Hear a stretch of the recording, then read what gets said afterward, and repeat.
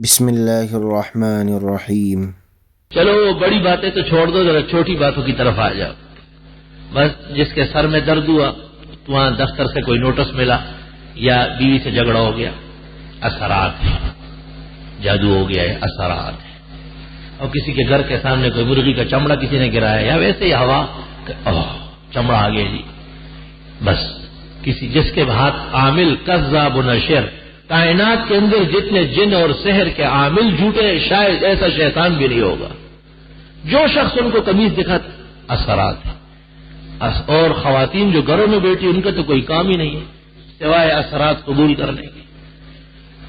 اگر آپ نے ان کو کہا کہ واقعی بہت بڑا جادو ہے اور آپ ابھی تک زندہ کیسے ہیں، تو وہ کہے گی بس بزرگوں کا صدقہ ہے۔ جھوٹ، اور جھوٹ کی تصدیق کے لیے بھی جھوٹ چاہیے ان کو۔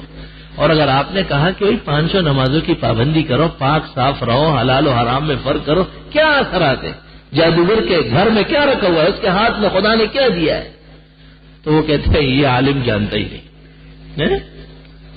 وہ حکیم اجمل خان کے زمانے میں ایک شخص گھومتا پھرتا تھا اور وہ کہتا تھا میرے سر پر پانی کا مٹکا ہے۔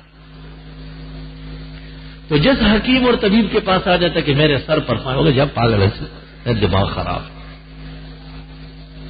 حکیم اجمل خان تو اللہ رب العالمین نے واقعی حکمت کی دولت سے نوازا تھا۔ جب ان کے پاس وہ آیا کہ حکیم صاحب میرے سر پر پانی کا مٹکا ہے اور میری گردن تھک گئی، مر گیا، کوئی اتار نہیں سکتا۔ حکیم صاحب نے دیکھ کے کہا کہ واقعی مٹکا تو بہت بڑا ہے، لیکن اس کے اتارنے کا میرے پاس آج کوئی نظام نہیں ہے، کل انتظام کروں گا اور 10 بجے میری کلینک میں آپ داخل ہوں گے۔ اگر 5 منٹ پہلے آئے تو میں نہیں چھوڑوں گا، نہیں علاج کروں گا، اور اگر 5 منٹ بعد نہیں میں گھڑی کو دیکھوں گا سیکنڈوں کے اعتبار سے۔ کہا اتنے سال سے آپ پریشان ہیں تو ایک دن رات میرے لیے گزار لیں۔ بہت اچھا، بڑا خوش ہو گیا کہ چلو شکر ہے کہ حکیم صاحب کو مٹ کا نظر تو آ گیا، آج تک تو کسی حکیم ڈاکٹر کو نظر ہی نہیں آیا۔ حکیم صاحب نے کہا کہ مٹ کا بہت بڑا اور اس کو توڑنا پڑے گا۔ اگلے دن جب وہ 10 بجے کے قریب حکیم صاحب کی کلینک میں داخل ہو رہا تھا تو حکیم صاحب نے اوپر پانی کا ایک مٹکا رکھا تھا اور اپنے خاص خادم کو سمجھایا تھا کہ جیسے یہ گزر رہے ہیں نا تو فوراً نیچے پھینکو، تو وہ نیچے گر گئے اور ٹکڑا ٹکڑا ہو گیا۔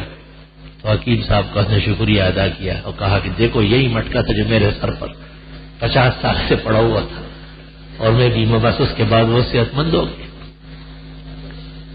اس کا انکار نہیں ہے کہ سحر بھی ہوتا ہے، آسیب بھی ہوتا ہے، جادو بھی ہوتا ہے، اس کے خطرات بھی پیش آتے بلا شبہ، لیکن اس کا استعمال اور اصل منظر 5% ہے، اور اس سلسلے میں دروغ اور جھوٹ جو بولا جا رہا ہے وہ 90% ہے۔ عاملین کی ویسے دکانیں چلتی ہے۔ ایک عامل سے میں نے پوچھا آپ کے پاس کوئی کمال ہے؟ اس نے کہا آپ میرا استاد ہے، کیا جھوٹ بولوں، کوئی کمال نہیں، کم از اندازے ہیں اور اسی سے ہمارا کام چل رہا ہے۔ کسی کو کہتے ہیں جی بیوی کی طرف سے آپ پر تعویذ ہوئے ہیں، کسی کو کہتے ہیں دفتر والوں کی طرف، کسی سے تھوڑی بہت ناچاخی چلتی رہتی ہے۔ استغفر اللہ، نسألہ السلام والعافیہ۔ میری گفتگو کا حاصل یہ ہے کہ منزل کے جستجو میں کیوں کھویا ہوا ہے اتنا، اور اتنا عظیم بن جا کہ منزل تجھے پکار ہے۔ میں نے کل فجر کے بعد گفتگو میں دعا سے پہلے یہ بات کہی کہ یہ جو جناب رسول اللہ صلی اللہ علیہ وسلم نے ہم کو شیڈول دیا ہے نا عملیات کا، آپ نے کبھی غور فرمایا کیا شیڈول ہے؟ سویرے اٹھنا ہے، اور 2 طریقے ہیں، ایک تہجد کے لیے اٹھنا، اگر تہجد کے لیے نہیں اٹھ سکے تو فجر کے لیے تو اٹھنا فرض ہے۔ اچھی طرح کان کھول کے سنو کہ نماز فجر بر وقت پڑھنا اور اس کے لیے اٹھنا اور تیاری کرنا اور نیند چھوڑ دینا یہ فرض ہے۔ اس میں غفلت فرضوں کے خلاف غفلت ہے، اور فرض چھوڑنے کا عظیم گناہ دن کے شروع سے شروع ہو جاتا ہے۔ فرض کا مقدم فرض ہی ہوتا ہے، فرض کے بچانے کا انتظام فرض کے درجے میں ہوتا ہے۔ پھر فجر کیسے پڑھی جاتی ہے آپ نے غور فرمایا ہے؟